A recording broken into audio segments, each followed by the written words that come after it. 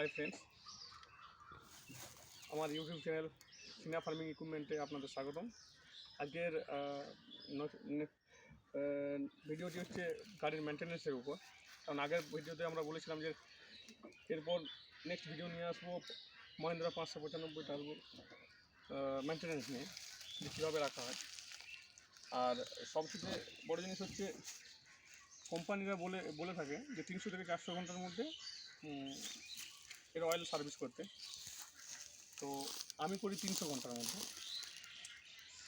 Oil change করার জন্য কী কী করা দরকার, প্রথমত যেটা হচ্ছে গাড়িকে অন্তত 2 থেকে 3 ঘন্টা রেস্ট দেওয়া দরকার, যাতে সম্পূর্ণ অয়েল নিচে নেমে যায়, ইঞ্জিন অয়েল।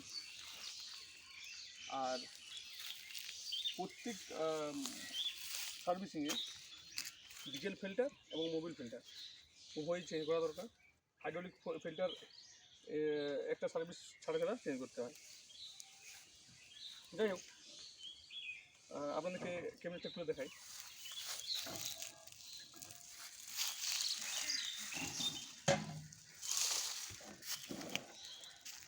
আমি অবশ্য খুলেই রেখেছিলাম লকগুলো। এটা হচ্ছে টার্বো। প্রথমত যদি আমরা ইঞ্জিন অয়েল সার্ভিসটা ঠিকঠাক টাইমে আমরা না করি, তাতে কি হয়, ইঞ্জিনের থেকে এই যে পাইপটা দেখতে পাচ্ছেন, এতে কি হয়, টার্বোতে একটা অয়েল আসে, ইঞ্জিন অয়েল, যাতে টার্বোর যে বুশগুলো থাকে যাতে পারফরমেন্স বেশি করে। ঠিক আছে। আর যদি আমরা মেনটেন্যান্স ঠিকঠাক না করি, টার্বোর প্রবলেম করতে পারে, ধোঁয়া দিতে পারে, এইসব প্রবলেমগুলো হয় এবং টার্বোর ক্ষেত্রে একটা ওভার কস্ট লেগে যেতে পারে। দ্বিতীয়ত হচ্ছে সবসময় কোম্পানি কিংবা ব্র্যান্ডের হয়তো ক্যাস্ট্রল এইসব ইঞ্জিন অয়েল দেওয়ার চেষ্টা করবেন, যাতে হেভি ইমপ্লিমেন্ট চালানোর সময় ইঞ্জিন হিট না হয়। আর কুলেন্টটা অবশ্যই দেখা দরকার, ঠিক আছে, ম্যাক্সিমাম এবং মিনিমামের মধ্যে যেমন থাকে। আর এদিকে আসো,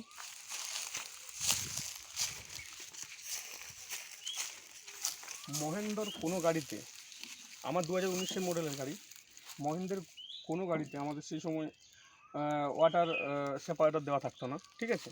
আমি এটা স্পেশাল করে লাগিয়েছি এই কারণেই, যাতে মেটাল যে অয়েল ট্যাঙ্ক আছে, আমাদের ডিজেল ট্যাঙ্ক, যদি অয়েল কম থাকে তো কী হয়, যখন আমাদের গাড়ি কাজ বন্ধ হয়ে যায়, দাঁড়িয়ে থাকে, কী হয়, আস্তে আস্তে হিট বেশি হয় এবং যার ক্ষেত্রে কী হয়, যে জলীয় কণাগুলো, মানে জলীয় বাষ্পগুলো আস্তে আস্তে কী হয়, মেটালের গায়ে লেগে থাকে এবং যখন আমরা আবার অয়েল ঢালি তখন জলের সাথে ওটা মিক্সড হয়ে যায়, তেলের সাথে জলটা মিক্সড হয়ে যায়, যার জন্য পাম্পের লাইফ অনেক কম হয়।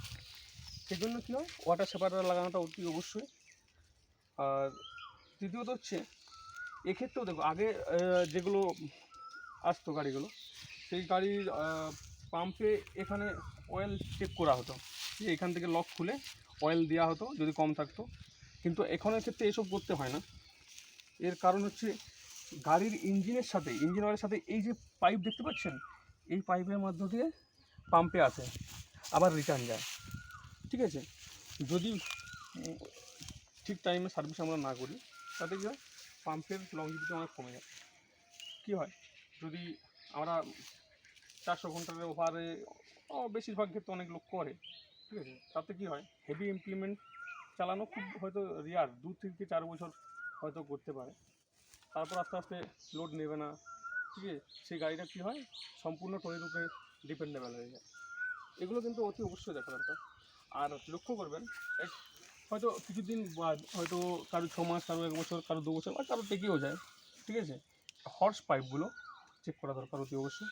আর সবচেয়ে বড় জিনিস, যে গাড়ির নাক বলা হয় আমাদের ড্রাই এয়ার ফিল্টারকে। তো আমাদের 595 ড্রাই এয়ার ক্লিনার, তো সবসময় প্রত্যেক দিন বের করাবার আগে মোটামুটি ওটা যেমন পরিষ্কার করা হয়, ঠিক আছে। আর যেমন গাড়ির আজ পর্যন্ত আমার 4 বছর হয়ে গেছে, মেনটেন্যান্স খরচা তেল মোবিল বাদ দিয়ে নো কোনো এক্সট্রা আমার খরচা হয়নি আজ পর্যন্ত, ঠিক আছে। যেমন সেন্টার পিন তো অতি অবশ্যই আপনাদের করানো দরকার।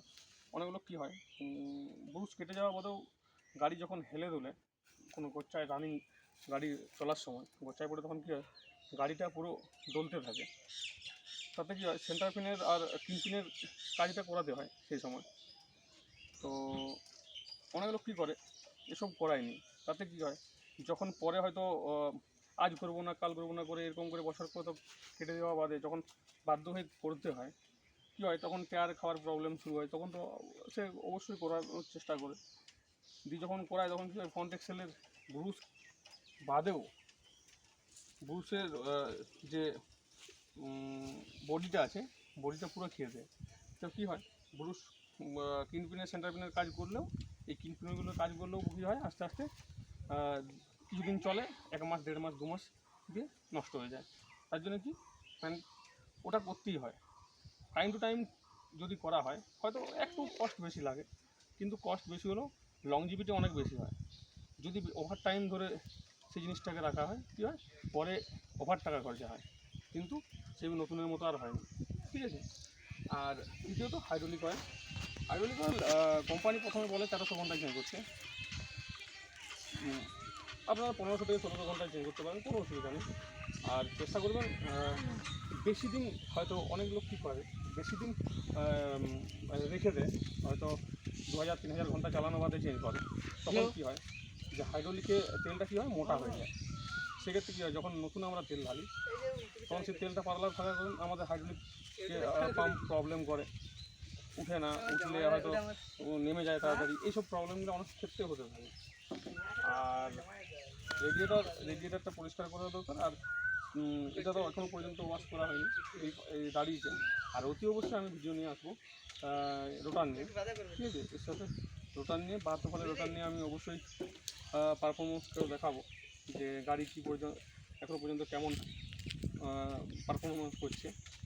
আর অলরেডি আমার প্রায় 4500 ঘন্টা কাছাকাছি চলে গেছে, এবং সম্পূর্ণটা পিটিওর উপর, অর্থাৎ রোটার হপার এইসব নিয়ে। আর এখনও পর্যন্ত আমি অবশ্য ট্রলি কিনিনি, যে ট্রলির পারফরমেন্সের জন্য আমার 3000 ঘন্টা 4000 ঘন্টা 4500 ঘন্টা হয়ে গেছে, তা না। সম্পূর্ণ হেভি ইমপ্লিমেন্ট রূপে চলেছে, এবং বালি মাটি না, এঁটেল মাটিতে। তো এখনও পর্যন্ত গাড়ি খুব সুন্দরভাবে রোটার টানে। আর এই যে রোটার টানার ভিডিওটা আমি খুব তাড়াতাড়ি নিয়ে আসবো আপনাদের কাছে, ঠিক আছে। আর সেরকম কিছু নেই। ম্যাথলি যেগুলো করতে হয়, ইঞ্জিন অয়েল 300 ঘন্টার মধ্যে চেঞ্জ করে দিন, ঠিক আছে। তারপর